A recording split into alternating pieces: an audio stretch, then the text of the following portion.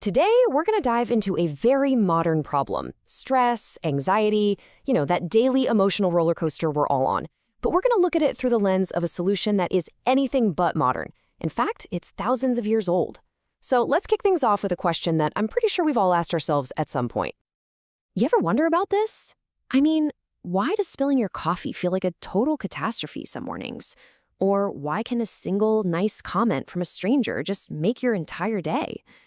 These little everyday moments, they seem to have this huge outsized grip on our happiness, right? It's this constant cycle, isn't it? One minute, you're just enjoying that simple pleasure of your first coffee sip. Then, boom, you're stuck in traffic, fuming. And then later, one critical remark can completely throw you off your game for the rest of the day. We're just constantly getting bounced between these highs and lows. Okay, so what if we could actually step off this roller coaster? What if there was a simple, really profound tool that was designed for this exact experience? And what if it's been hiding in plain sight for over 2,000 years? This is it. This single verse from an ancient text holds a complete framework for emotional stability. Now, I know what you're thinking. It looks a little intimidating, but just stick with me here. We're going to break down exactly what this means and how it applies directly to that traffic jam and that spilled coffee. All right, let's pull back the curtain on this ancient piece of wisdom. The real power here lies in its three simple but really profound observations about what it means to be human. So here's the direct translation. You can think of it as a three-part formula.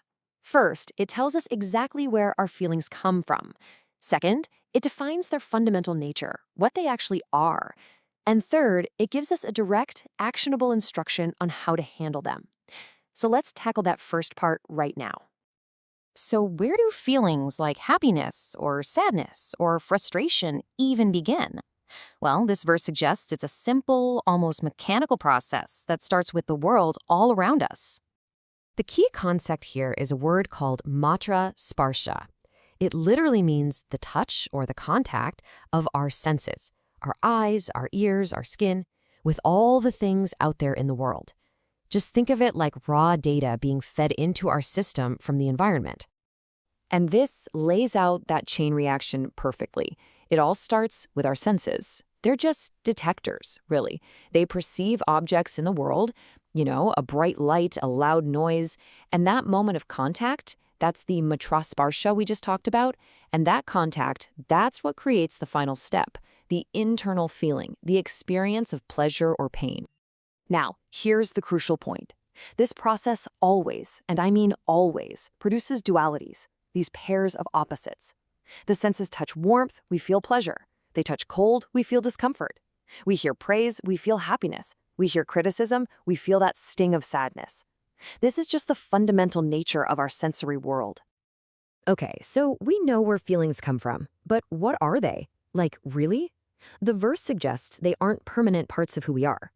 It's much better to think of them as temporary visitors. The second key word to know is anitya. It just means impermanent, transient, fleeting. The verse is telling us that every single one of those feelings we just listed, both the good ones and the bad ones, are fundamentally temporary. They just don't last. I mean, think about the life cycle of any strong emotion you've ever had. It shows up, right? That's moment one. It builds and builds to this peak intensity, but then, inevitably, it starts to fade, until finally it's just gone. No feeling, no matter how strong, is a permanent resident. They're just visitors. That frustration from the traffic jam, it comes, but it also goes. The joy from that compliment, it arrives, but that too will pass. These are just experiences that are happening to you. They are not the core of who you actually are. So if our feelings are just these temporary visitors born from sensory contact, how in the world are we supposed to deal with them? Well, this brings us to the final and honestly the most powerful part of the verse, the instruction. The instruction is ta in ditikshasva. Now that word endure or tolerate, it can sound kind of passive, right? Like you're just supposed to grit your teeth and bear it. But that's not what it means here at all. It's more of an active patience. It means to bear with them, to observe them without getting totally carried away by the current. So let's bring this all back to our daily life. That road rage you feel in traffic, the instruction is to just watch it. Notice that it's there, but know it's a temporary visitor that will leave. That sting from criticism, Acknowledge the feeling, sure, but without letting it define your reality. And this is so key. This applies to the good feelings too. Enjoy the praise, absolutely, but don't cling to it because it's also just a temporary visitor. The goal is to become the observer, not the victim of your own feelings. And let's be super clear about this. Titikshasva isn't about becoming an emotionless robot or suppressing what you feel. It's actually the opposite. It's about feeling everything, but not letting those feelings hijack your mind and take you for a ride. It's about creating a little bit of space between the feeling and your reaction. And in that space, that's where you find freedom. So the ultimate takeaway from this ancient formula is really a question for you.